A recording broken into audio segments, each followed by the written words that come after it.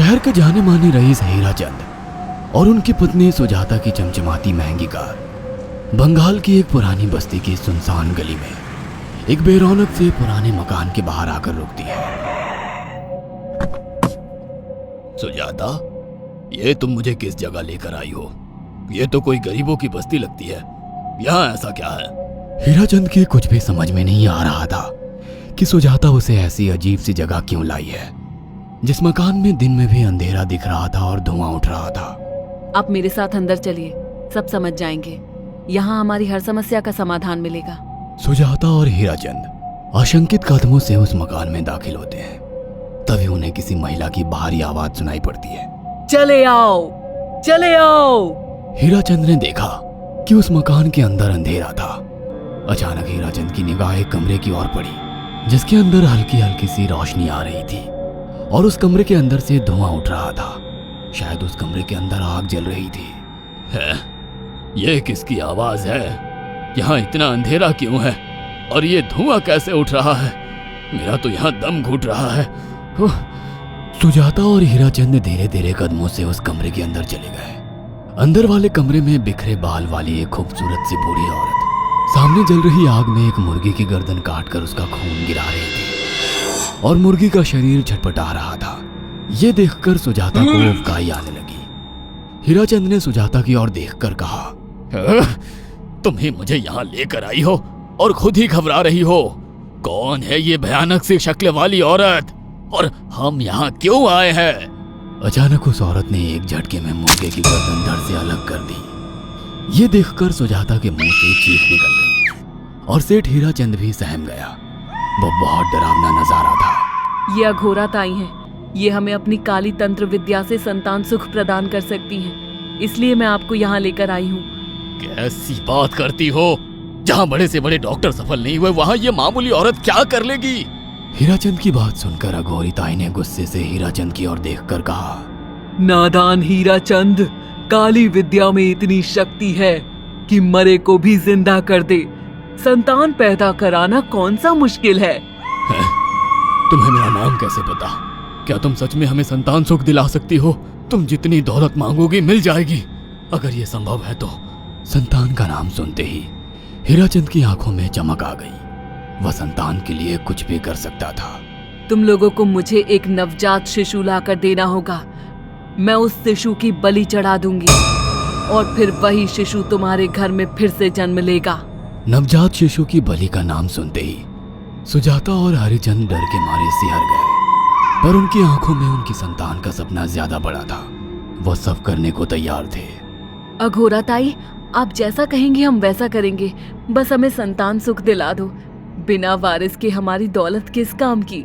संतान सुख के लिए अंधे हो चुके सुजाता और हरिचंद अपनी नौकरानी शीला से एक नवजात बच्ची चोरी करवा के अघोरी ताई को दे देते हैं।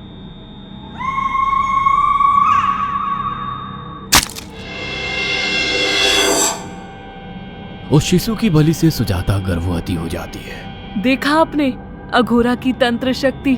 मुझे उस पर पूरा भरोसा था। चलो चलकर उन्हें धन्यवाद कहते हैं। हीराचंद और सुजाता अघोरा ताई के पास पहुंचते हैं। वो दोनों बहुत खुश थे और अघोरा पर उन्हें अंधविश्वास हो गया था। अघोरा ताई, आप महान तंत्रिका है। आपने वो चमत्कार कर दिखाया जो बड़े बड़े डॉक्टर नहीं कर सके। ये काली विद्या है बेटा। अगर तुम दोनों चाहो तो मैं इस विद्या से तुम दोनों को हमेशा के लिए जवान बना सकती हूँ। क्या सच में ऐसा संभव है? हाँ बिल्कुल, पर इसके लिए तुम्हें जवान लड़के और लड़कियों की बलि चढ़ानी होगी। तुम उन्हें यहाँ तक लाओ, बाकी मैं देख लूंगी।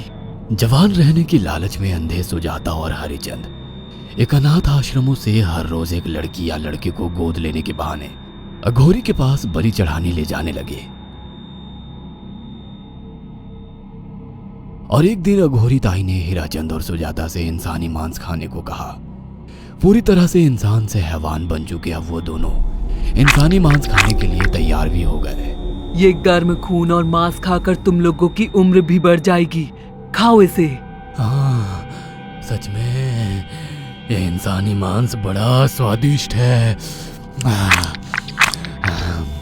अघोरा ने अपनी बातों में फंसाकर सुजाता और हरिचंद को नरभक्षी बना दिया था। वो तीनों हर दिन बलि चढ़ाकर खून पीकर मांस खाने लगे। नौकरानी शीला भी नए शिकार लाने में उनकी मदद करती थी, मगर एक दिन शीला को शिकार नहीं मिला। मेम साहब, आज एक भी शिकार हाथ नहीं लगा और मैं बहुत थक गई हूँ और घर जाकर थोड़ा आराम करना चाहती हूँ। कोई बात नहीं शीला, एक छोटा सा काम है, तुम हमारे साथ चलो, लौटते में हम तुम्हें घर छोड़ देंगे। जी मेम साहब। शीला नहीं जानती थी कि शिकार नहीं मिलने से सुजाता और हरिचंद अंदर से बौखला गए थे और उनके दिमाग में एक शैतानी चाल चल रही थी। सुजाता, ये बेहोशी की दवा है। शीला के कार में बैठते ही तुम उसे सुंघा देना। आज हमें इसी की बलि देनी होगी। इसने हमारे यहाँ का बहुत खाना खाया, अब हम लोग इसे खाएंगे। वैसे भी ये आगे चल के हमारे लिए खतरा बन सकती थी। कार में बैठते ही सुजाता शीला को बेहोश कर देती है और वो लोग सीधे अघोरी ताई के यहाँ पहुंच जाते हैं, जहाँ अघोरी ताई शीला की बलि चढ़ा देती है और तीनों मिलकर उसे नोच कर खाते हैं।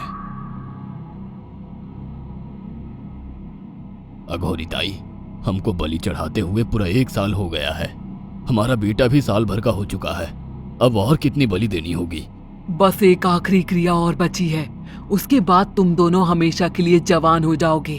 कैसी क्रिया अघोरा ताई? 3 दिन बाद सूर्य ग्रहण है, हमें पास के घने जंगल में एक विशेष क्रिया करनी होगी। उसके बाद तुम लोग कभी बूढ़े नहीं होगे।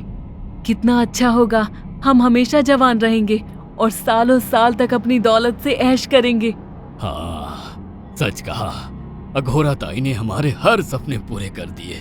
3 दिन बाद बंगाल के बियाबान जंगल में कोहरे और ओस से भीगे पेड़ों के बीच एक घने बरगद की बेलों पर कटे इंसानी सिर लटक रहे थे, जिसमें से खून टपक रहा था। काले जादू का सामान भी रखा था। कितनी भयानक जगह है ये, हर तरफ कटे हुए सर लटक रहे हैं। थोड़ी देर में सब समझ जाओगे, बैठ जाओ और मेरे साथ ये मंत्र दोहराओ। ओ, अघोरा, ये किन लोगों की कटी हुई गर्दनें हैं? आप यहाँ क्या करने वाली हो? हीराचंद की बात सुनकर अघोरा जोर जोर से हंसने लगी और उसने एक शैतानी हंसी हंसते हुए हीराचंद की ओर देखकर कहा, तुम जैसे ही लोगों ने अपनी इच्छाओं को पूरा करने के लिए इन लोगों की बलि चढ़वाई है और फायदा उठाया है। अब तुम दोनों आंखें बंद करके यहाँ बैठ जाओ और मेरे साथ मंत्रों को दोहराते जाओ। अघोरा ने सुजाता और हरिचंद को वशीकरण मंत्र और काले जादू के इस्तेमाल से सम्मोहित कर दिया और देखते ही देखते वो एक भयानक डायन में बदल गई और चीखती हुई बोली, अब मैं तुम दोनों की बलि चढ़ाकर अमर हो जाऊंगी, क्योंकि तुम लोगों ने 100 लोगों की बलि का खून पिया है। देखते ही देखते उस डायन ने फरसे से एक एक करके सुजाता और हरिचंद की गर्दन काटकर जल रही आग में बलि चढ़ा दी और उनका गर्म खून पीने लगी। जब तक तुम जैसे मूर्ख और लालची लोग अपने फायदे के लिए दूसरों को मेरे पास लाते रहेंगे, मैं उनका फायदा उठाकर ऐसे ही उनकी बलि चढ़ाती रहूंगी। दरअसल अघोरा एक डायन थी और अपना स्वार्थ पूरा करने के लिए उसने हीराचंद और सुजाता की लालच का फायदा उठाकर उनकी भी बलि चढ़ा दी। बुरे काम का बुरा ही नतीजा मिलता है। अगर आपको हमारी ये कहानी पसंद आई हो तो इसे लाइक और शेयर करना ना भूलें। साथ ही ऐसी और नई कहानियों के अपडेट्स पाने के लिए जरूर सब्सक्राइब करें।